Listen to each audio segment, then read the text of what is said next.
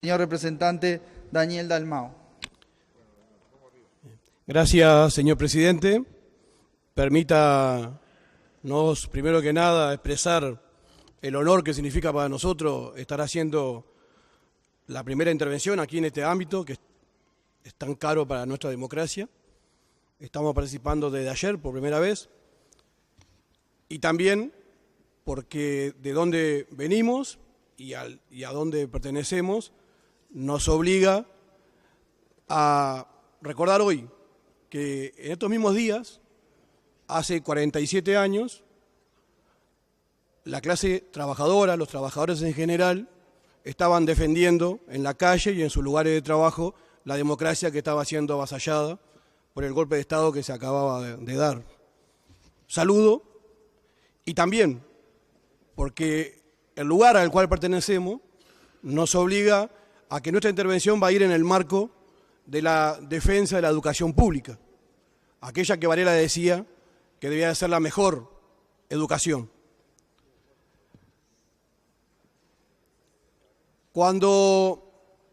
Al entrar en tema de la ley que estamos tratando hoy, podríamos decir que ahora estamos discutiendo una de las tantas leyes que integra este proyecto denominado Ley de Urgente Consideración.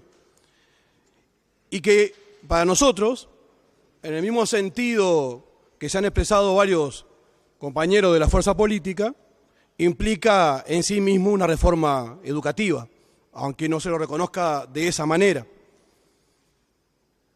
Es sin duda una reforma educativa. Si miramos por un lado el impacto numérico, estamos hablando de 79 artículos que modifican mayoritariamente la ley de educación vigente, 79 artículos en 120 que tiene la ley vigente, la mayoría modifica esa ley y el resto modifican otros aspectos legales que también tienen que ver con la educación en general. Entonces, desde ese punto de vista, sin duda va a impactar como una reforma educativa. Pero si esto no alcanzara, también por lo conceptual y por lo que implica la concepción que está educativa detrás de esto, también es una reforma en ese sentido. Los compañeros que me antecedieron en el uso de la palabra se expresaron con respecto a distintos aspectos de las modificaciones que se proponen aquí.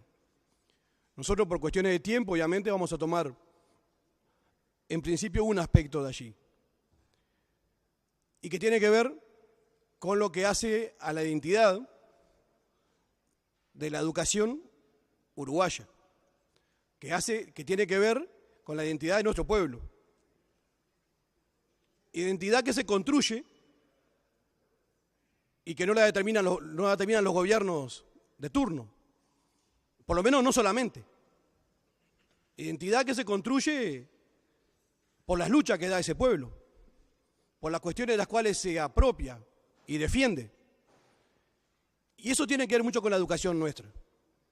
Por eso nos parece que hay que hacer un esfuerzo, más allá del poco tiempo que podamos tener, por mirar algunas cuestiones de esta en la perspectiva histórica que podamos, y no solamente en lo circunstancial.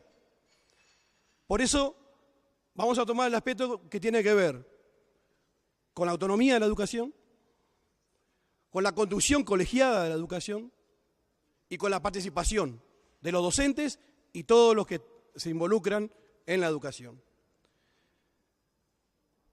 Desde Varela, último cuarto del siglo XIX, él hablaba de independencia de la educación, porque había que preservarla de los vaivenes políticos, de los diferentes partidos políticos. Ahí ya hablaba de independencia. De nuevo después, en la segunda década del siglo XX, que se conforma por ley el Consejo de Primaria. Allí la conducción colegiada, 7 integrantes del Consejo de Primaria que debían ser docentes con 10 años de antigüedad, maestros con 10 años de antigüedad. Tenemos luego, en el 35, la ley que separa secundaria de la universidad y determina que la conducción del Consejo de Secundaria debía ser un consejo donde 3 de esos integrantes era uno representante de primaria, otro de la universidad, otro de lo que era la escuela, la educación industrial, nuestra UTU de hoy. Los otros tres integrantes más eran electos por los docentes. Y esos 6 elegían al 7º, que iba a ser el director y presidente de ese consejo. Y el Ejecutivo debería convalidarlo con venia del Senado en aquel momento. Al poco tiempo ocurre lo mismo con la UTU, en el mismo sentido, consejo con participación de los docentes. Y eso no era regalo de nadie, tampoco no caía del cielo. También era producto de las luchas que daba el pueblo en ese momento, que daban los trabajadores y que daban los estudiantes.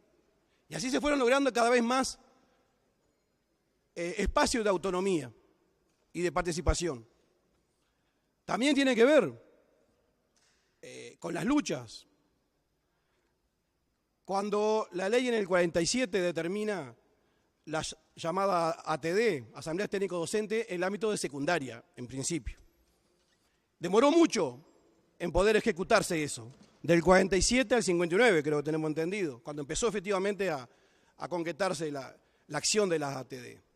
También tienen que ver con las luchas de estudiantes y trabajadores y del pueblo en general, la concreción de la ley orgánica de la universidad en el 58. Y de allí tenemos en la década de 60 un episodio cuando en ese marco el Consejo electo, con una influencia muy grande de las ATD y los gremios del momento, logran elegir un consejo que a su vez elige como presidente a Arturo Rodríguez Zorrilla y que el gobierno no termina convalidando, no lo nombra, produce una crisis muy grande. También de esa época es la intervención posterior de secundaria, de la enseñanza, y quizás el golpe de gracia, o uno de los primeros golpes de gracia a esa autonomía de los consejos que dirigían la educación en cada uno de los ámbitos, aparece allí, presentada en el 72 y creo que aprobada a principios del 73, la ley que después tuvo el número 14.101, que le quita buena parte de esa autonomía a los consejos, inventa el CODICEN, en aquel momento era el CONAE, obviamente hoy CODICEN. Y yo quiero recordar, sin ofender a nadie obviamente, que en este mismo ámbito, el diputado Ronnie Arismendi, en la discusión de esa ley 14.101, la denominó o la calificó de ley de seguridad para la educación. Esa aprobación de esa ley o la discusión de esa ley también implicó grandes movilizaciones, obviamente con mucha participación de los docentes. Esa ley fue utilizada, más allá de las intenciones que se pudo haber tenido cuando se la votó, cuando se la creó, esa ley fue utilizada durante la dictadura para perseguir a los docentes y destituir. Retorno a la democracia, producto del consenso de la concertación a la CONAPRO. Se vota una ley llamada de emergencia, porque era para el momento, para la salida de la dictadura, y allí entonces se elige de nuevo, porque la ley 14.101 había terminado con la representación de los docentes y había determinado la conducción política estrictamente de la enseñanza. Esa ley, a la salida de la dictadura, mantiene eso porque era para el momento, después se iba a resolver, no se resolvió por mucho tiempo. Y luego tenemos la ley 18.437, aprobada durante el gobierno del Frente Amplio, que aunque no resuelve el tema de la falta de autonomía en cuanto a la concentración en el CODICEN, sí abre espacio de participación, sí abre espacio de avances. Esa es la que hoy estamos tratando, sus modificaciones sustanciales. Porque, entre otras cosas, algo de lo que implica esto es justamente la pérdida en esos 3 aspectos. de autonomía, de conducción colectiva y de participación.